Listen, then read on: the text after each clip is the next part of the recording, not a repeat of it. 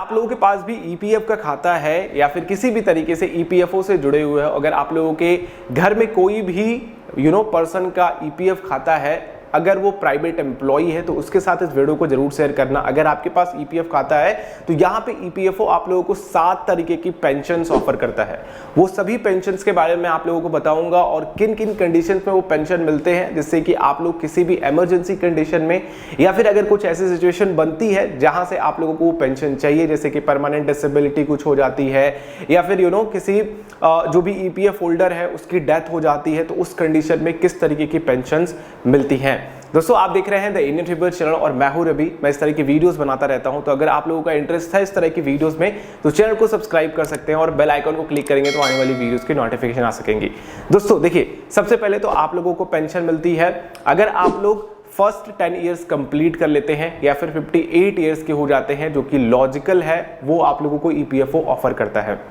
दूसरा है कि अगर हम बात करते हैं विडो या फिर चिल्ड्रन पेंशन की, तो विडो में जैसे कि अगर आपने 1 साल का फर्स्ट कंट्रीब्यूशन किया हुआ है या फिर अगर आपने ईपीएफ खाता में कुछ कंट्रीब्यूशन किया हुआ है तो उसके बाद से वो पेंशन मिलने लगती है। अब इसके लिए कंडीशन है कि विडो यानी कि महिला है उनको पेंशन मिलती रहेगी और साथ में उनके बच्चों को भी 2 बच्चों को मिलेगी, और जैसे कि 3 और 4 बच्चों की कंडीशन है तो उनके लिए भी एक लिमिटेशन रखी गई है, जैसे कि 25 साल की एज से नीचे है कोई भी लड़का, कोई भी बच्चा, कोई भी बच्ची, उसको पेंशन मिलता रहेगा। जैसे कि मान लीजिए कि आपके 2 बच्चे हैं तो 2 बच्चे हैं तो वो जब तक 25 साल के नहीं होते हैं उनको पेंशन आती रहेगी। इसी कंडीशन में 3 साल के बच्चे, तो अगर मान लीजिए फर्स्ट 2 जो चिल्ड्रंस हैं उनमें से अगर कोई एक बच्चा 25 साल को क्रॉस करता है तो थर्ड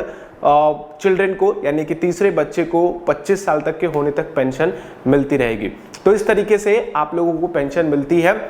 अगली पेंशन है अगर कोई डिसेबिलिटी हो जाती है, एक परमानेंट डिसेबिलिटी हो जाती है, जिससे कि अब आप ईपीएफओ को या फिर ईपीएफ खाता या फिर जो भी जॉब है उसमें अब आप नहीं रह सकते, तो फिर उस कंडीशन में भी आप लोगों को पेंशन मिलना स्टार्ट हो जाती है। अगर किसी तरीके की डिमाइजेज हो जाती हैं तो उस कंडीशन में भी, चाहे आपने 1 महीने के लिए ही कंट्रीब्यूट क्यों ना किया हो, आपकी पेंशन आपके नॉमिनी को मिलने लगती है, जिसे हम लोग बोलते हैं नॉमिनेशन पेंशन। अगली पेंशन मिलती है दोस्तों, वो है कि अगर आपने 10 साल ईपीएफ को दिया हुआ है, ठीक है, और उसके बाद आप लोग कोई भी नॉन ईपीएफओ में चले जाते हैं, जैसे कि आप कोई गवर्नमेंट जॉब में चले जाते हैं, तो उस कंडीशन में भी आप लोगों को यहां से पेंशन जनरेट होती रहती है। और दोस्तों एक चीज, अगर हम जॉब से अर्ली रिटायरमेंट ले लेते हैं, अर्ली पेंशन हम चाहते हैं, तो उस कंडीशन में आप लोगों को कैसे और कितनी पेंशन मिलती है, तो इसे बोल रहे हैं अर्ली पेंशन। मान लीजिए कि 58 ईयर्स की आपकी रिटायरमेंट एज और ईपीएफओ से आप लोगों को 58 ईयर्स पे पेंशन मिलना स्टार्ट होना है।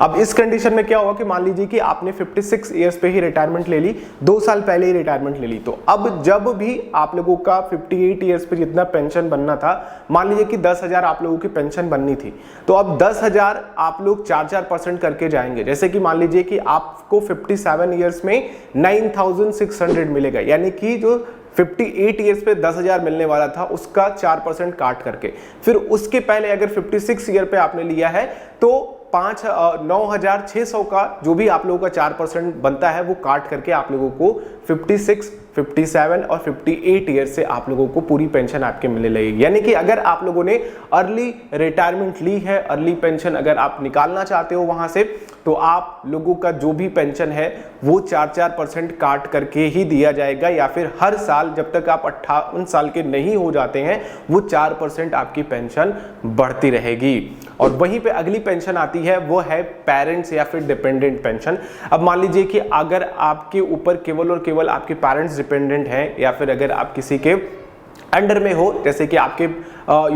माता पिता नहीं हैं, तो उस कंडीशन में भी आप लोगों के पेरेंट्स को आपकी पेंशन मिलती रहेगी। ये डिमाइजेस पे है, ध्यान रखिएगा। अगर किसी ईपीएफओ होल्डर की डेथ हो जाती है तो उस कंडीशन में आपके पेरेंट्स को वो पेंशन मिलती रहेगी और वो जब तक सरवाइव करेंगे तब तक वो पेंशन उनको मिलती रहेगी। तो दोस्तों ये है आप लोगों की 7 तरीके की पेंशन्स जो आप लोगों को ईपीएफओ ऑफर करता है। अगर आप लोगों को कोई कंफ्यूजन हो इसको लेकर के या फिर ईपीएफ से रिलेटेड किसी भी तरीके से कंफ्यूजन हो तो नीचे कमेंट करके आप हमसे पूछ सकते हैं। बाकी इस वीडियो में इतना ही है। ये वीडियो अगर आप लोगों के लिए हेल्पफुल लगी हो तो इसको लाइक कीजिए और दूसरों के साथ पहुंचाइए, और खास करके ईपीएफ होल्डर के साथ इसको जरूर शेयर कीजिए, जिससे कि उनको ये सारी जानकारी मिल सके और कहीं ना कहीं ये उनकी मदद कर पाएगा। तो चलो हम लोग नेक्स्ट वीडियो मिलते हैं। चैनल पे अगर आप लोग इस तरह की वीडियोस देखना चाहते हो तो सब्सक्राइब कर लेना और बेल आइकन को क्लिक कर लेना, जिससे कि वीडियोस आती रहे। हम लोग नेक्स्ट वीडियो मिलते हैं। आप लोगों का दिन शुभ हो। जय हिंद।